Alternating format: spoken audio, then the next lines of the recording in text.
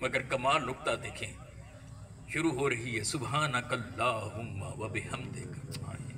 کیا خوبصورت کلمات ہیں، اللہ کی تعریف ہو رہی ہے، سبحانک سبحانک سبحانک اللہم، سبحانک تو پاک ہے، اللہم اے اللہ۔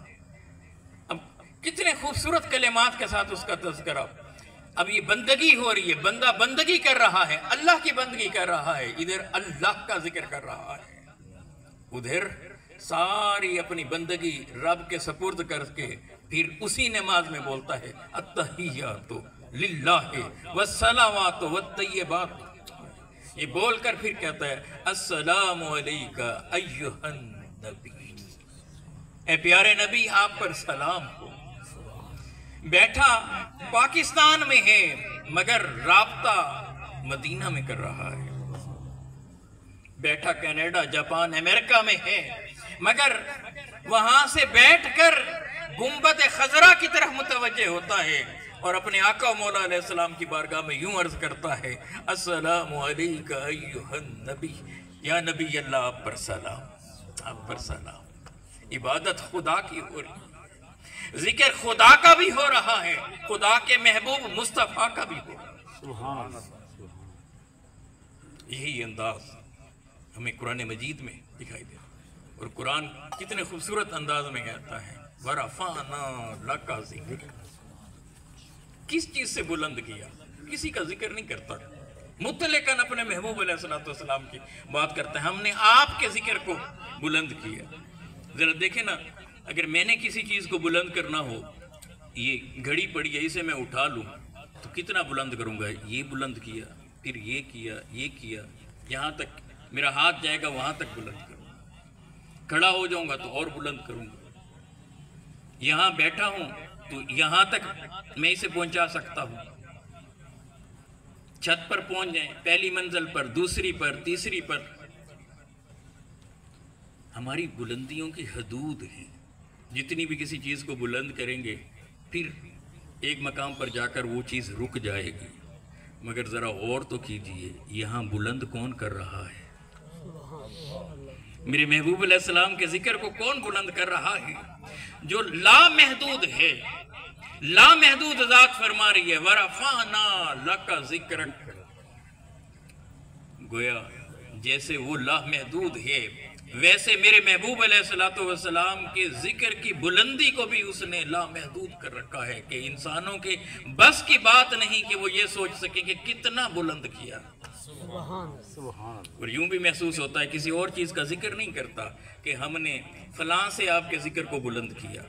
دنیا سے کیا، فلاں نعمت سے کیا، انبیاء سے کیا، کسی اور کا تذکرہ بھی نہیں کرتا، گویا یوں بیان کیا جا رہا ہے محبوب کس کس سے آپ کے ذکر کو بلند کریں، ہم تو کسی کا تذکرہ ہی نہیں کرتے، اس لیے کہ جو کچھ بھی ہے وہ سب کچھ ادھر ہے، ادھر میرے حبیب آپ کی ذات ہے، سب کچھ نیچے رہ جاتا ہے مگر آپ کا ذکر سب چیزوں سے بلند ہو جاتا ہے۔ اور ابھی تو یہ میرے محبوب کے ذکر کو بلند کیا جا رہا ہے، ذکر کی بلندی کا یہ عالم ہے تو میرے محبوب علیہ السلام کی ذات کی بلندی کا عالم کیا ہو؟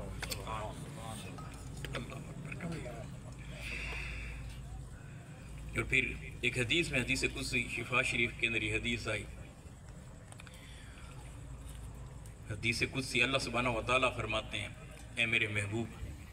جب کوئی آپ کا ذکر کرتا ہے تو بس میرا ذکر ہو جاتا ہے۔ سبحان اللہ، ذکر مصطفیٰ کا کرتا ہے مگر اللہ نے بلندی اتنی دی ہے، کہا کہ محبوب جو آپ کا ذکر کرے گا، ذکر تو آپ کا کر رہا ہوگا مگر ذکر ہمارا ہو جائے۔ سبحان اللہ، سبحان اللہ۔ تو گویا دنیا کے اندر مصطفیٰ کا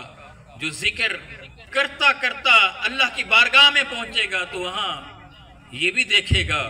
کہ میں تو صرف مولا کا تذکرہ کرتا رہا، کر اس کے محبوب کا ذکر رہا تھا۔ پھر یہ فرما کر فرمایا اِنَّ مَعَ الْعُسْرِ يُسْرًا اِنَّ مَعَ الْعُسْرِ يُسْرًا، بے شک ہر دشواری کے ساتھ آسانی ہے، ہر دشواری کے ساتھ آسانی ہے۔ اب کتنا اس کے اندر اشارہ ہے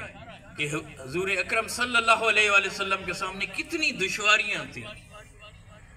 مگر اشارہ دیا جا رہا ہے میرے محبوب آپ کے سامنے جتنی بھی دشواریاں تھیں آپ کے لیے ہم نے آسان نہیں کر دی۔ اور یہاں بڑا یہ کہا کہ دشواری کے ساتھ آسانی ہے، میسج ہے، میرے لیے میسج ہے، آپ کے لیے میسج ہے، ہمارے لیے میسج ہے۔ جب کوئی چیز مشکل اگر آپ پر آ پڑے، مشکل آپ پر آ پڑے تو پریشان نہ ہوں، اس مشکل میں ہی آسانی ہوتی ہے، مشکل میں سے ہی راستہ نکلتا ہے۔ اور میرے حبیب علیہ السلام کی پوری سیرت اس بات پر گواہ ہے کہ جتنی بھی مشکلات آئیں مگر میرے حبیب علیہ السلام اس میں سے سرخرو ہو کر نکلے۔ اور میرا مولا پھر میرے آقا کی یوں تعریفیں کرتا ہے، الم نشرح لک صدرک کہہ کر ورفعنا لک ذکرک کہہ کر، اور پھر یہ بات فرما کر پھر فرما فَإِذَا فَرَغْتَ فَانْصَبْ، بس جب آپ تعلیم امت سے فارغ ہو جائیں، جہاد سے فارغ ہو جائیں، کتنا خوبصورت انداز ہے، فَإِذَا فَرَغْتَ فَانْصَبْ، بس جب آپ ان چیزوں سے فارغ ہوں تو پھر عبادت میں محنت فرمایا گیا۔ میرے حبیب علیہ السلام کی عبادت کے دو انداز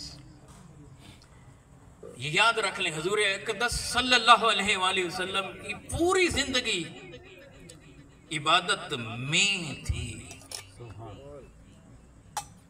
کوئی لمحہ ہی ایسا نہیں۔ میرے آقا کی زندگانی کے کیا کہنے، ایک نقطہ یہ بھی دیکھ لیں کہ حضور علیہ السلام کی اداؤں پر جو عمل کرتا ہے، صرف اداؤں پر عمل کرتا ہے تو اس کو بھی اجر مل رہا ہوتا ہے۔ تو سید عالم علیہ السلام کی اپنی زندگی کا عالم کیا ہوگا، اپنی اداؤں کا عالم کیا ہوگا؟ تو حضور علیہ السلام کی تو ساری زندگی اٹھنا بیٹھنا، سونا جاگنا، چلنا پھرنا، ڈیل کرنا، ملنا، آنا جانا، بولنا، خاموش رہنا،